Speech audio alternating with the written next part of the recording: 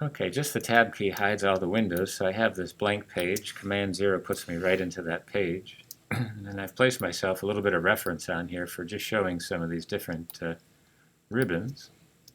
And just trying to show you some quick, easy ways to create some of these ideas for your illustrations. So again, Command 0, and the Tab key allows me to bring this back. If I bring back this one part that we worked on, just kind of shows this party hat, and I have a layer up above it for a ribbon option in the scroller mouse. So just to show it to you, these are some that I have illustrated into different parts and pieces, so it'll give you that feel to it.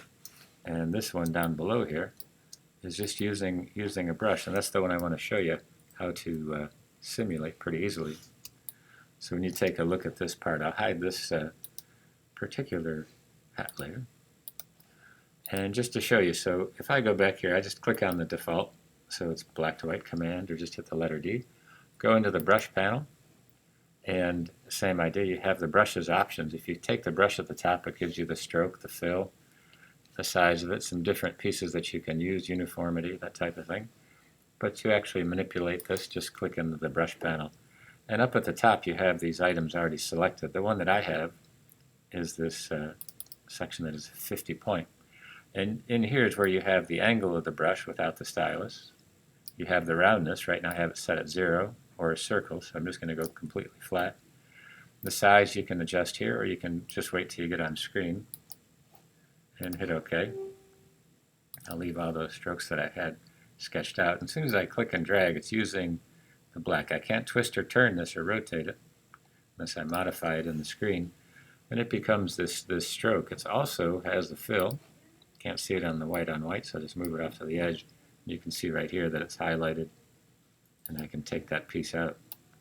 So it gives you some pretty strict guidelines, and that'll give you that initial stroke itself. Now you can rotate this. You can still do some of the functions of the warping and changing things around, that type of thing.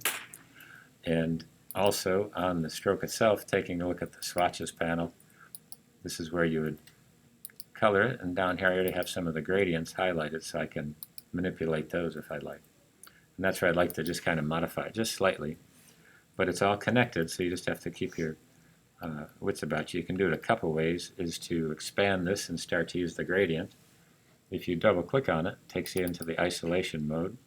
And here you may think that you can use the gradient to click, but it does give you the circle with the slash, says you're stuck in there. So, but I can click on these other pieces, either irregardless of whether I'm in the isolation mode or not.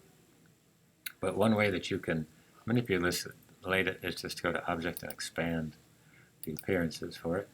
And now you can see that you have these individual sections. So if you take the direct selection tool, you can manipulate it that way. Here it is now as a fill, and here's the gradient tool as well. So the gradient shows up, and if you recall, this you can manipulate, stretching it from the end dot to place it across or stretch it across.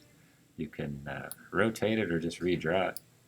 Grab the interior part of this segment, working on here to extend or change some of these pieces. So you don't have a lot of control on this. There's other ways that we'll get to, but just to show it to you, this allows me to adjust the coloring all the way across. So it's just kind of using a brush to simulate that ribbon in a kind of a quick, simple way. Not a ton of variety in there, variations, but just to get us started, or at least get you taking a look at it.